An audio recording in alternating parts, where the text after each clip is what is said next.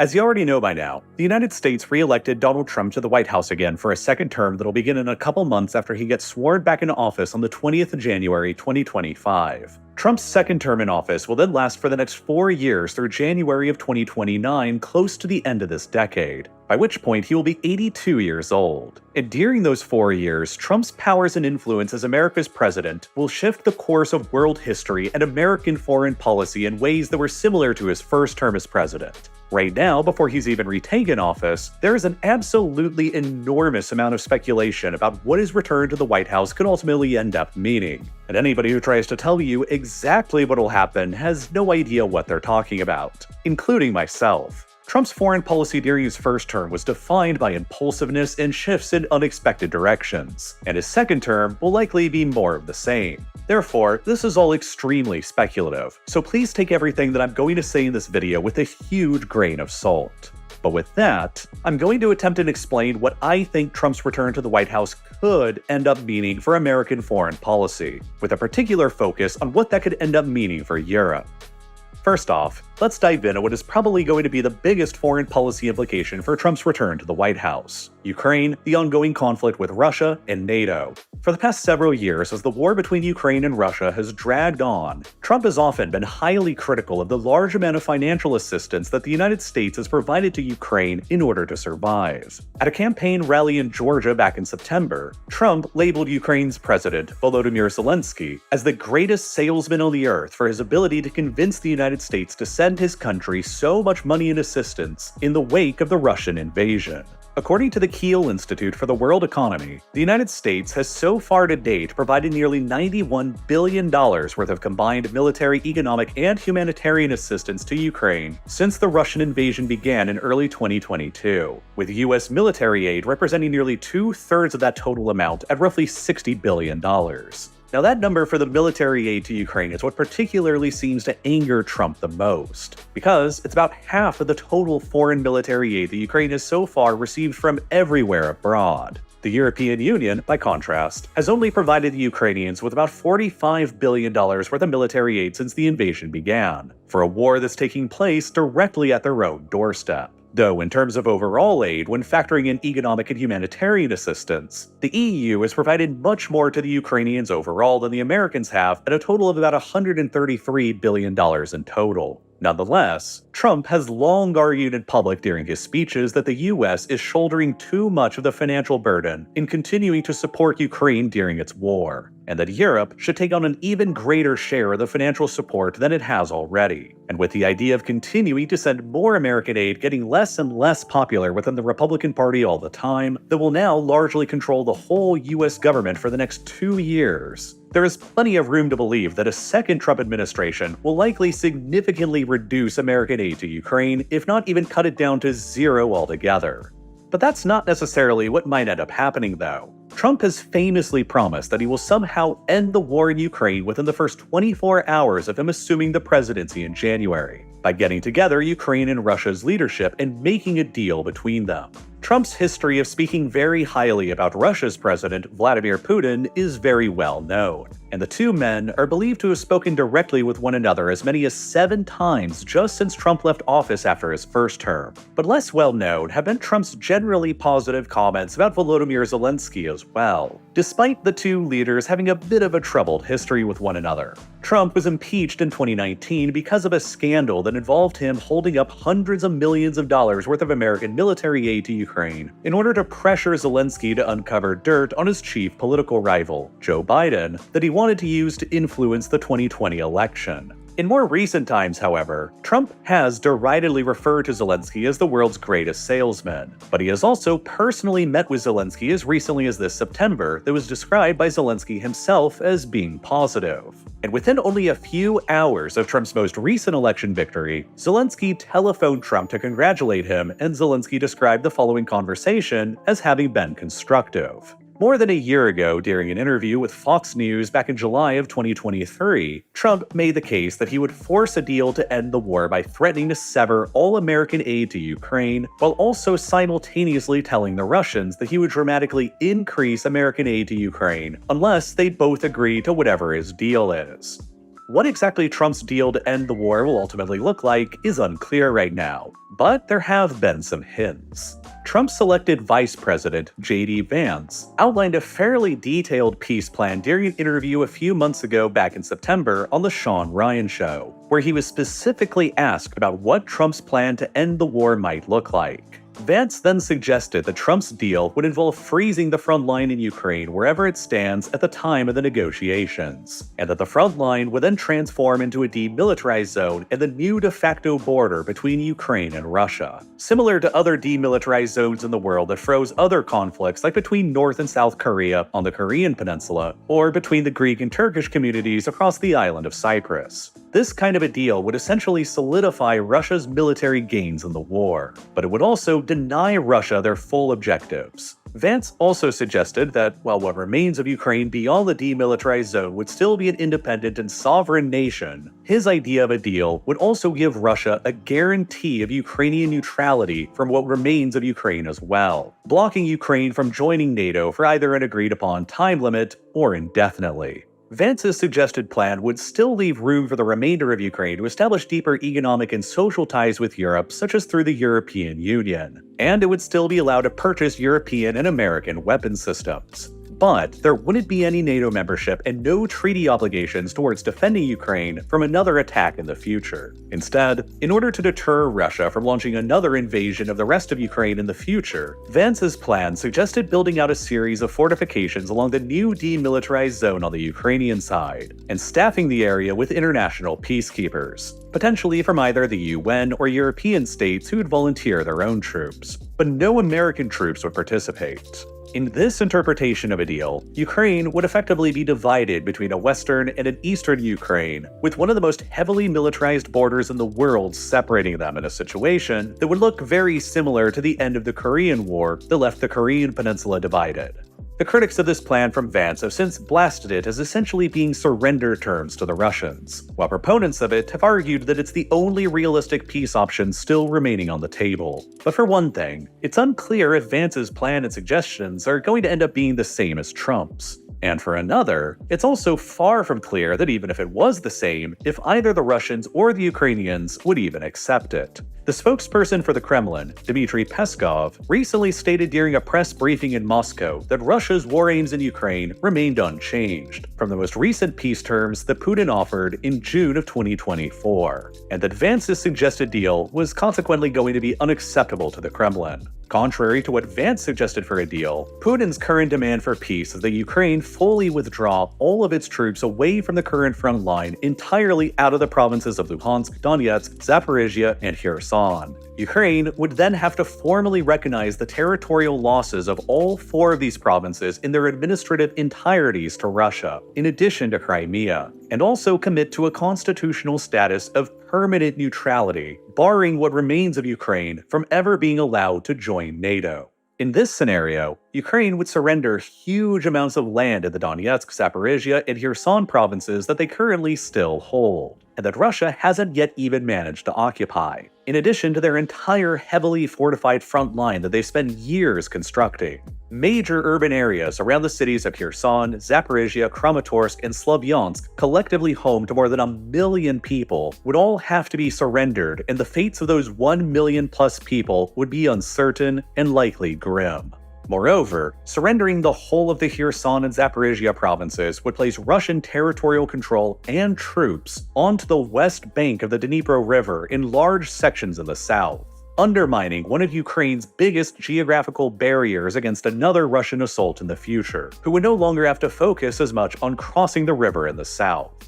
And meanwhile, Ukraine also still hasn't abandoned their own terms for peace either that go directly against Vance's suggested deal as well. Ukraine's peace demands continue to be that all Russian forces must fully withdraw back to the 2014 recognized borders of Ukraine, including Crimea and the port of Sevastopol. And then on top of that the fully restored Ukraine will then be fully admitted into NATO afterwards. So, when Trump assumes power as the president in January, and if he then attempts to make a deal that looks like some kind of variation of what J.D. Vance suggested in September, it's unclear if either Russia or Ukraine would actually be willing to compromise on their stated objectives, even with the variation of carrots and sticks that Trump will offer and threaten to both sides. Like Trump himself suggested back during his Fox News interview in 2023, he may threaten to completely withdraw all American funding to Ukraine if the Ukrainian side rejects his deal, while he may also simultaneously threaten Russia with dramatically increasing American aid to Ukraine if the Russian side rejects his deal too. But on the face of it, Russia would stand to gain significantly more from this kind of a deal than Ukraine would. Ukraine would survive, but it would still be pressed to effectively surrender roughly 20% of its 2014 recognized territory, while Russia would be granted a reprieve to consolidate the gained territory and to further incorporate all of the conquered land and resources into Russia. This is also why, at the moment, the Russian side of the war is greatly increasing the pace of their attacks all along the front line in an attempt to seize as much territory as physically possible before any potential Trump-led negotiations to freeze the front lines where they stand. While they're also undertaking a truly huge effort to try and push the Ukrainians out of all of their occupied areas in Kursk, as much as possible too, in order to reduce the leverage on the Ukrainian side. Russia would be significantly more hard-pressed to agree on freezing the front lines where they stood at if it also included the front lines in Kursk within Russia proper too, sealing some of Russia's own territory behind the Ukrainian side of the demilitarized zone. And this is why Russia has currently thrown around 12,000 North Korean soldiers and around 38,000 of their own troops against the Ukrainian lines in Kursk, to try and push the Ukrainians out from here as much as possible by the time Trump assumes office again in January. If they manage to fully push the Ukrainians out of Kursk by the time Trump takes office, the Ukrainians will have significantly less leverage entering into the Trump-led negotiations, and they'll be in a much more vulnerable position. Either way, what is the most clear is that Trump will be hasty and eager to get America out of the Ukraine war and to end Washington's financial commitments to it as quickly as possible. And whatever he ultimately believes will be the quickest way to end America's involvement in the war will likely be the method he will choose. And if there's any precedent from Trump's first term in office regarding negotiating an end to a war that can give us some clues as to how this all might go, it would be how Trump handled the negotiations with the Taliban on ending America's war in Afghanistan. Frustrated and eager to secure a quick deal ending America's decades of war and huge financial commitments in Afghanistan, Trump in early 2020 simply decided to go over the heads of the US-supported government in Afghanistan and enter directly into negotiations with the Taliban themselves, without the presence or input of the Afghan government. Trump then agreed in February of 2020 to fully pull out all American troops from Afghanistan by May of 2021, strategically selected to be after the next presidential election. And he then immediately began reducing airstrikes on the Taliban and lifted certain sanctions on them, all in exchange for just some vague, unenforceable promises from the Taliban to commit to counterterrorism and agree to certain fighting restrictions. But by almost eliminating American airstrikes on the Taliban, Trump's decision undermined the capabilities of the Afghan government security forces, who were then left to fight against the Taliban without critical air support, and the Taliban almost immediately reneged on their agreed-upon fighting restrictions and ramped up their attacks on the government instead. Then, after Trump lost the 2020 election in November, he deliberately pulled out thousands more troops from Afghanistan than he'd even originally agreed to do, which essentially left behind a skeleton crew of US forces in Afghanistan that made the situation even more unstable in the face of the increased Taliban offensive, which left the incoming Biden administration with a difficult decision to either reinforce the country with a troop surge to make the situation more stable leading up to the agreed-upon handover date, but face accusations of escalating the conflict and breaking the deal with the Taliban, or not doing that and just hoping for the best. Biden then largely stuck to Trump's previous agreements with the Taliban on the withdrawal timeline and on the dangerous, unstable troop reductions, and chose to hope for the best. The Afghan government completely collapsed, the Taliban returned back into power, and Trump managed to somehow win the PR battle by getting the credit as the president who negotiated the peace, without receiving any of the blame for the surrender and the collapse that it ultimately resulted in during Biden's administration. Trump's hasty peace agreement with the Taliban in 2020 that completely sidelined the Afghan government in its interests, therefore set the stage for the Afghan government's complete collapse the following year. And the question is if Trump has learned anything from that experience or not. If he hasn't learned anything from it, and if Trump's hasty deal-making legacy with the Taliban is any kind of a guide for how he might handle making a similar deal with Russia and Ukraine, a similar outcome could well be plausible as well. The only possible deal that Trump and his team could offer Ukraine and Russia within 24 hours of him assuming office will be the ceasefire deal that'll freeze the front lines where they stand. And there's the very real possibility that if both Ukraine and Russia refuse those terms, or if Ukraine refuses them and Russia kind of accepts them, or if Russia tries to push harder for Putin's proposed peace offering, Trump may decide to simply go over the heads of the Ukrainians and negotiate with the Kremlin directly, on a hasty deal to get America out of the conflict as quickly as possible. Just like he did when he went over the Afghan government's heads when he negotiated what for all intents and purposes was a surrender directly with the Taliban in 2020.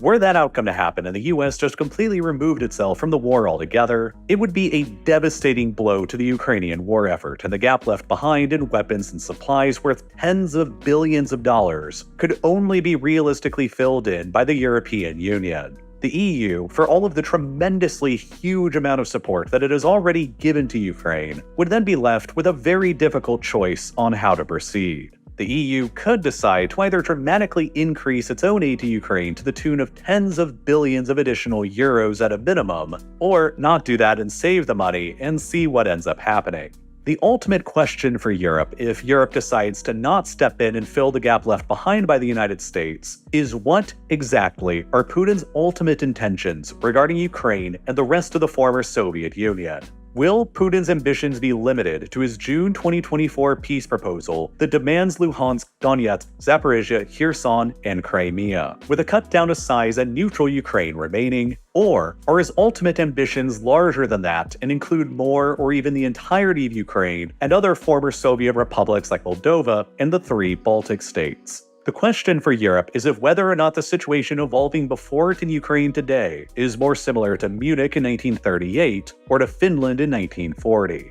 In mid-1938, Nazi Germany had just annexed Austria during the Anschluss, and was agitating for the incorporation of the 3 million ethnic Germans who were left behind in Czechoslovakia that followed the collapse of the Austro-Hungarian Empire after World War I. This German-inhabited region of Czechoslovakia was known as the Sudetenland, and Germany initiated a low-intensity war in the area against the Czechoslovak state by training and arming Sudeten German paramilitary groups and sending them into the Sudetenland to wage a violent campaign of insurgency. As the situation continued escalating and Hitler threatened war over the Sudetenland and the millions of Germans who lived there, the leaders of the European democracies at the time, of Britain and France, met with Hitler in Munich in September of 1938 and came to a settlement that became known as the Munich Agreement. Despite Czechoslovakia having an alliance and a military pact with France at the time, the French and the British agreed with Hitler's demands that the Sudetenland would be ceded over to Germany.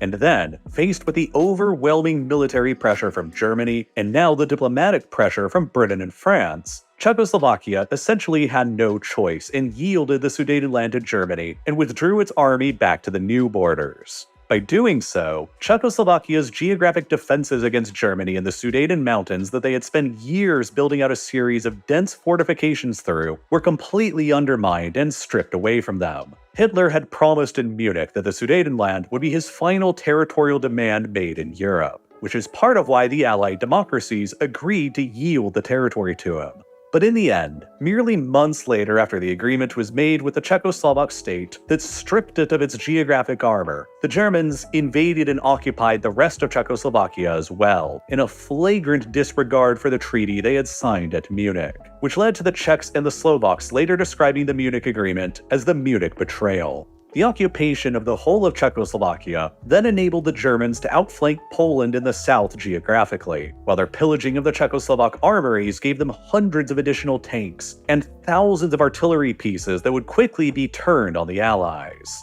Ever since, Munich has been used as a byword for the policy of appeasement toward dictators. Hitler was given the Sudetenland under the promise that it would be the end of his territorial ambitions in Europe, and Hitler lied. In modern times, considering Russia's prior track record since the 1990s, will giving Putin eastern Ukraine be the end of his territorial ambitions in Europe as well? Or could it be another Munich?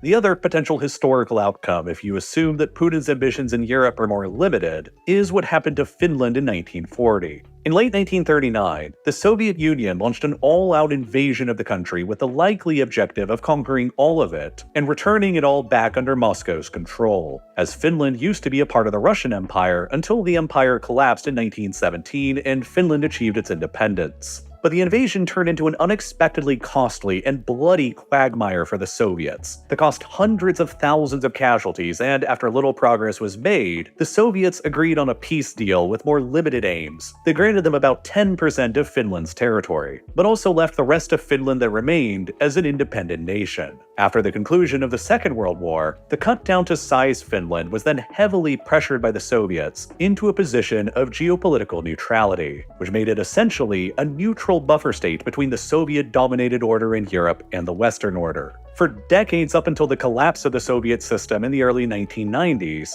this was the model of painful neutrality that Finland was pressured into between the East and the West, a model that has since been referred to as Finlandization. And in this, Finland's model of forced neutrality after having given up territory throughout the Cold War has also been proposed as a potential settlement to the Ukraine question today. Indeed, in early 2022, immediately before the Russian invasion of Ukraine was about to begin, the president of France, Emmanuel Macron, traveled to Russia and suggested to Putin that the Finlandization of Ukraine was one of the options on the table at the time. In recent years since then, Macron has grown significantly more hawkish on Russia and has quit suggesting that as a potential outcome. But it could still be a potential model that'll be suggested by Trump during his deal after he assumes office. If it's believed by the negotiators that Putin's ambitions in Europe are indeed more limited like he claims right now, would they then potentially agree on Ukraine ceding territory and making the cut down to size Ukraine assume a Finlandization model of neutrality between East and West like Finland was forced to endure for decades during the 20th century? Would they pressure Ukraine into accepting such a deal, and would Ukraine yield to that pressure or continue fighting on? Are Putin's ambitions in Europe limited to eastern Ukraine, or do they extend further? And by extension, will any deal on peace look more like Finland in 1940 or Czechoslovakia in 1938? These are the big questions for the negotiators to ask. But perhaps even more troublingly for Ukraine and Europe at large is Trump's blunt antagonism towards NATO as well. During his first term in office, Trump routinely blasted members of the NATO alliance who had not increased their military spending to at least 2% of their national GDPs, a standard that all NATO members agreed to adopt in 2014 within the next 10 years as a response to Russia's first, more limited invasion of Ukraine when they seized and annexed Crimea. 4 years later, by 2018, however, during Trump's first term, only 5 countries in the entire NATO alliance besides for the United States were at the agreed-upon 2% of GDP on defense spending target. And the only NATO countries that had raised their defense spending enough to at least match that target from 2014 were Estonia, Latvia, and Poland, the ones closest to Russia and the most fearful of Russian aggression, while none of the others had bothered yet. This situation immensely frustrated Trump during his first administration, and he frequently asserted that the US was shouldering too much of the financial burdens of European defense, while most European countries were enjoying the free ride provided by America's continued protection umbrella. He demanded that more members of the alliance in Europe increase their defense spending to the 2% of GDP target, and failing that, he frequently flirted around with the idea of simply pulling the United States out of the NATO alliance altogether out of frustration, which would remove nearly all American troops and equipment from Europe and revoke the American security guarantee for practically the entire continent in the process, leaving the Europeans behind to take care of their own defense and security. In the end, Trump never withdrew the US from NATO, and his threats to do so helped encourage several NATO member states to finally begin increasing their defense budgets. And then, Russia's full-scale invasion of Ukraine in 2022 encouraged even more defense spending increases in Europe, but still not quite to the level that Trump and others would probably like. Even still today, near the end of 2024, after years of full-scale warfare in Ukraine, and a full decade after they originally agreed to do so, there are 8 NATO member states who are still spending less than 2% of their GDP on defense: Canada, Portugal, Spain, Italy, Slovenia, Croatia, Belgium, and Luxembourg.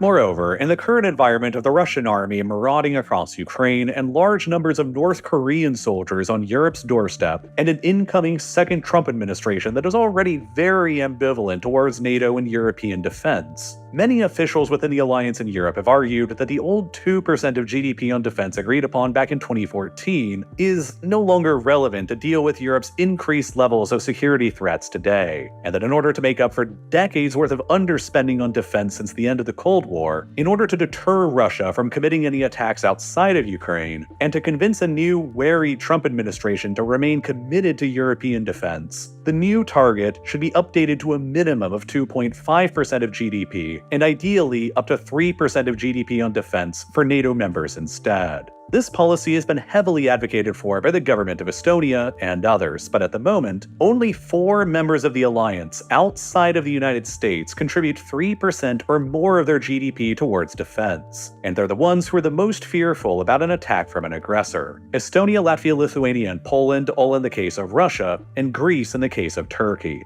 But regardless of whether or not that would all be enough to convince Trump to stay in NATO or not, Trump will almost certainly not actually be able to formally pull the United States out of NATO even if he wants to do so anyway, because of an act that the US Congress passed in 2023 that now requires a presidential decision to withdraw from NATO to be approved by either a 2/3 majority in the US Senate or to be authorized through another act of Congress. And with the Republicans not having close to that large of a majority in the Senate, it's unlikely that such a decision by Trump would pass legally. Regardless though, even without formally pulling out from NATO, Trump could still decide on undermining America's commitment to the alliance from within, by withholding ambassadors from member states, closing down military bases and installations, and pulling out soldiers and equipment, and refusing to participate in joint military exercises among several other options, all of which could still serve to effectively hollow out America's commitment to NATO and undermine Europeans' faith in America's actual commitment to their defense. Especially if Trump basically withdraws all US aid from Ukraine and then leaves the problem there entirely to Europe to sort out as well. The Europeans may then be faced with an even more difficult decision in the event that the second Trump administration not only ends American support for Ukraine, but also begins shutting down most of America's commitments to NATO and general European defense as well. In order to further assist Ukraine in this scenario, and to deter against future Russian aggression elsewhere, Estonia has argued that all the remaining NATO states in Europe should pledge 0.25% of their GDP to the continued defense of Ukraine, on top of their argument that all NATO states should increase their own defense spending to at least 2.5% of their own GDP. But to do all of that would entail enormous increases in defense spending for basically all of Europe's countries. And that will present them with a number of challenges that'll be difficult to overcome. Their only 3 methods of doing so will be by either 1. Greatly taking on additional debt in order to pay for it, and adding on to the piles of debt that they're already heavily burdened with, like in the case of the 14 EU countries who already have debt-to-GDP ratios at or higher than 60%. 2. Increasing taxes in order to pay for it, which with some of the highest tax rates in the world already all across Europe would be deeply unpopular. Or 3. Slashing some of their generous social and welfare policies in order to pay for it instead, which would rupture the social contract with European governments and their people that have been well established for decades now. That would be even more deeply unpopular. To help shore up Ukraine's defenses even further, Estonia has also argued that, in the event of a Trump-sponsored peace deal in Ukraine that freezes the front lines and establishes a demilitarized zone that also keeps Ukraine out of NATO, European states, including the Baltics, Poland, and the United Kingdom, should agree on sending large numbers of their own troops as peacekeepers to man the DMZ, in order to deter any future Russian assault on Ukraine. That way, even if the US largely abandons Ukraine and NATO membership isn't offered to Ukraine, the Europeans themselves will take on Ukraine's continued defense. Though it remains to be seen just how willing the European states will be to actually commit to something like this. If the Europeans decide on not extending that firm of a commitment to a post-war Ukraine, there's also the probability that faced with this scenario of abandoned US support, no increased European support to fill in the gap, and no invitation to join NATO, the Ukrainians would logically conclude that the only way to safeguard themselves against Russia going forward would be to begin acquiring their own arsenal of nuclear weapons. This October, Volodymyr Zelensky himself even hinted at this possibility during his speech to the European Council in Brussels, when he plainly stated that the only two possible options available to Ukraine going forward were either security in NATO or security through nuclear weapons. While Zelensky has since walked back that statement, he's probably only done so because of heavy diplomatic pressure, and he was almost certainly very serious. And Ukraine might not even be the only country in Europe or in the rest of the world to develop their own nukes as a consequence of all of this. Poland, ever wary of Russia and their intentions on the continent as well, would be highly likely to develop their own independent nuclear weapons arsenal as well if the US security guarantee they currently have was withdrawn or weakened from NATO, and other European countries further away from Russia, like Germany and France, didn't satisfactorily step up to fill in the gap. Essentially, the looming prospect of Trump potentially ending America's support for Ukraine and weakening America's ties to NATO presents Europe with a set of very, very difficult decisions and choices that they will probably have to make over the next 4 years in regards to Ukraine and Russia, and which will have lasting tertiary consequences that will affect the entire continent in currently unforeseen ways. And the situation could get even more dire for the Europeans if China decides on launching an invasion of Taiwan. As I have stated before in multiple videos here on YouTube, the most widely expected timeline for a Chinese invasion of Taiwan, if it's going to happen at all, will take place sometime between 2027 and 2030, which will now overlap with a significant portion of Trump's second term in office through 2027 and 2028. Trump may believe, just as a significant amount of the US military does, that the US needs to focus as much of its power and capabilities as possible in the Pacific theater right now in order to deter a Chinese attack on Taiwan or in order to prepare for it. And that necessarily entails pulling US forces away from other theaters in Europe and the Middle East and relocating them to the Pacific. Trump may believe that pulling troops and equipment from Europe and halting the flow of tens of billions of dollars worth of military hardware to Ukraine will conserve and refocus more of those resources towards the defense of Taiwan, going into China's likely window of attack beginning in 2027. But it also potentially risks emboldening Russia to attack elsewhere in Ukraine or Europe if the Europeans do not fully step up and fill in the gap that gets left behind.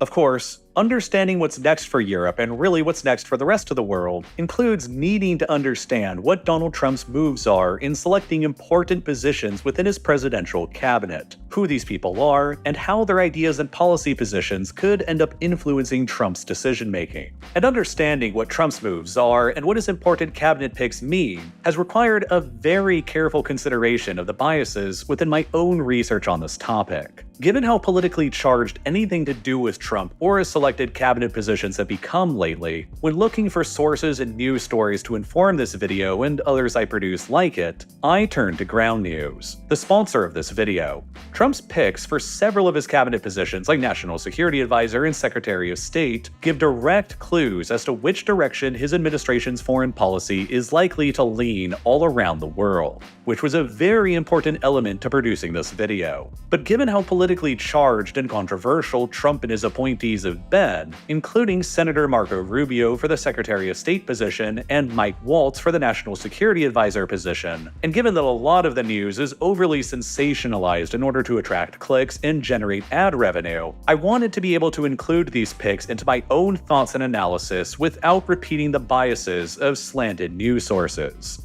And Ground News enabled me to do that by compiling articles on Trump's cabinet choices and characterizing the sources for such stories as center, left, or right. It also generated a list of the key points made in left-leaning articles and right-leaning articles. In this case, given that so many of the sources come from the center, despite the left-leaning and right-leaning talking points diverging significantly, I was able to continue drafting this script with a high degree of confidence that I wasn't simply parroting through my own or anyone else's political biases. And not only is Ground News a massive aid in spotting biases and slant in the stories that you care about, but it also has a feature called Blind Spot that identifies and introduces stories that are not getting equal coverage from the right and the left, which is so helpful to any and all news consumers because it allows each and every one of us to move beyond our own biased media diets to consider what kind of context we're missing. On top of Blind Spot, Ground News also has a local feed so you can plug in your own city and quickly identify the slant and the stories that are getting covered in your own hometown.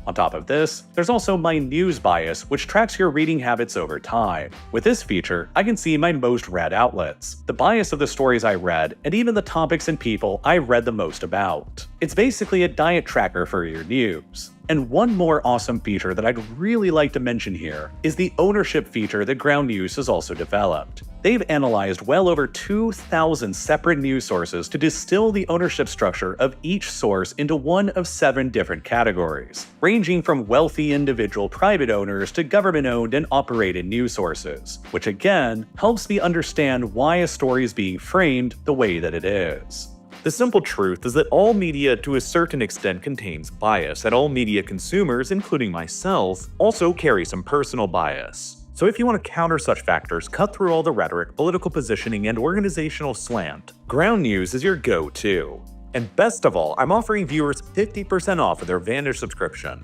which is what I use for unlimited access to all of their features. It's their biggest discount of the year, so go to ground.news/RealLifeLore, click the button here on screen, or follow the link down below in this video's description to subscribe for less than $5 a month. It's a great way to stay better informed in our world, and it'll also greatly help out my channel and support what I'm doing here on RealLifeLore at the same time. And as always, thank you so much for watching.